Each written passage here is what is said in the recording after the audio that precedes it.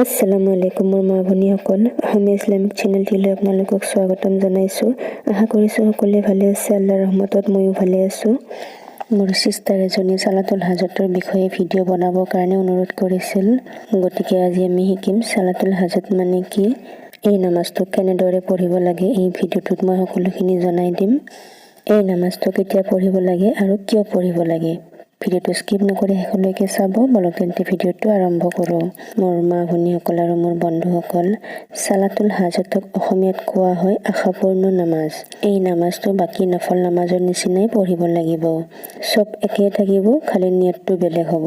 আপুনি যি কাৰণত এই নামাজটো পঢ়িম বুলি ভাবিছে সেই নিয়তটো মনতে ভাবি লৈ পেলাই নিয়তটো কৰিব। নিয়তটো এনেদৰে ক'ব, ইয়া আল্লাহ 2 ৰাকাত সালাতুল হাজত পঢ়িম বুলি নিয়ত কৰিছোঁ, বা 2 ৰাকাত সালাতুল হাজত পঢ়িম বুলি আল্লাহ তাআলাৰ ওচৰত নিয়ত কৰিছোঁ। আপোনাৰ যেনেকৈ সুবিধা হয় সেনেকৈ ক'ব। তাৰে পিছত আল্লাহু আকবাৰ কৈ বুকুত হাত বান্ধি চানা পাঠ কৰিব। তাৰে পিছত আউজুবিল্লাহ আৰু বিছমিল্লাৰ সৈতে সূৰা ফাতিহাৰ লগত এটা সৰু সূৰা মিলাই পঢ়িব। তাৰে পিছত এবাৰ ৰুকু কৰিব আৰু দুবাৰ সিজদা কৰি আকৌ থিয় হ'ব। থিয় হৈ আকৌ আলহামদুলিল্লাহ সূৰাটোৰ লগত এটা সৰু সূৰা মিলাই পেলাই পঢ়িব। এবাৰ ৰুকু কৰিব, আকৌ দুবাৰ সিজদা কৰিব। সিজদা কৰি আৰু আপুনি উঠিব নালাগে, বহিব। বহি আত্তাহিয়াত পাঠ কৰি কলিমা শাহাদাত পাঠ কৰিব। তাৰে পিছত দৰুদে ইব্ৰাহিমী পঢ়িব। তাৰে পিছত দুৱা মাছুৰা পঢ়িব। ৰব্বি জিআলনি পঢ়া হোৱাৰ পিছত সোঁৱে বাৱে চালাম ফিৰাব। প্ৰথমতে সোঁফালে চালাম ফিৰাব, আসসালামু আলাইকুম ওয়া ৰাহমাতুল্লাহ। তাৰে পিছত আপুনি বাওঁফালে চালাম ফিৰাই নামাজটো সমাপ্ত কৰিব। তাৰে পিছত কৰিবলগীয়া কাম হৈছে দোৱা। দোৱা কৰোঁতে প্ৰথমতে আপুনি 3 বাৰ দৰুদ শৰীফ, তাৰে পিছত 3 বাৰ ইস্তিগফাৰ, তাৰে পিছত যিমান পাৰে আল্লাহ তাআলাৰ প্ৰশংসা কৰি আপোনাক যি বস্তুৰ দৰকাৰ হয় সেইটো আল্লাহ তাআলাক খুজিব। আল্লাহ তাআলাৰ প্ৰশংসা কৰিলে আল্লাহ তাআলা খুশি হয়, সেইবাবে যিমান পাৰে আল্লাহ তাআলাৰ প্ৰশংসা কৰিব। আল্লাহ তাআলাই আপোনাৰ দোৱা কবুল কৰিব ইনশাআল্লাহ।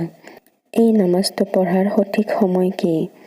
এই নামাজটো আপোনাৰ যেতিয়া সুবিধা হয় তেতিয়াই পঢ়িব পাৰে। কেৱল আসৰৰ পিছত আৰু ফজৰৰ নামাজৰ পিছত আপুনি নপঢ়িব, বাকী সময়ত আপুনি এই নামাজটো পঢ়িব পাৰে। এই নামাজটো আপুনি কেতিয়া পঢ়িব? মোৰ মা ভনীসকল আৰু মোৰ বন্ধুসকল, আমি কোনো কামত সফল হোৱাৰ বাবে, কোনো বস্তু পোৱাৰ বাবে, বা আমি যদি কোনো সমস্যাৰ সন্মুখীন হওঁ, বা আমাৰ কোনো কাম আটকি আছে, কোনো হ'বলগীয়া কাম আমাৰ হৈ অহা নাই, তেনে অৱস্থাত 2 ৰাকাত সালাতুল হাজত পঢ়ি আল্লাহ তাআলাৰ খুব প্ৰশংসা কৰি এই সমস্যাৰ পৰা সমাধান বিচাৰি দোৱা কৰিব লাগে। ধৰি লওক আপোনাৰ যদি সন্তান হোৱা নাই, তেনে ক্ষেত্ৰত আপুনি 2 ৰাকাত সালাতুল হাজত পঢ়ি দোৱা কৰিব পাৰে। বা আপোনাৰ পইচা যদি কোনো কামত ফাঁচি গৈছে, আপুনি উলিয়াব পৰা নাই, তেনে ক্ষেত্ৰতো পঢ়িব পাৰে। আৰু যিসকলৰ বিয়া হোৱা নাই তেওঁলোকে বিয়াৰ প্ৰস্তাৱ অহাৰ কাৰণে সালাতুল হাজতৰ নিয়তেৰে 2 ৰাকাত নফল নামাজ পঢ়িব পাৰে। আল্লাহ নবী ৰাছুলুল্লাহ সাল্লাল্লাহু আলাইহি ওয়াসাল্লাম তেখেত যেনেকুৱা বিপদৰ সন্মুখীন নহওক কিয়, তেওঁ 2 ৰাকাত নফল নামাজ পঢ়ি আল্লাহ তাআলাৰ ওচৰত দোৱা কৰিছিল। সেইবাবে আপোনাৰ দুখ কষ্ট মানুহৰ আগত প্ৰকাশ কৰাতকৈ আল্লাহ তাআলাৰ ওচৰত প্ৰকাশ কৰিব।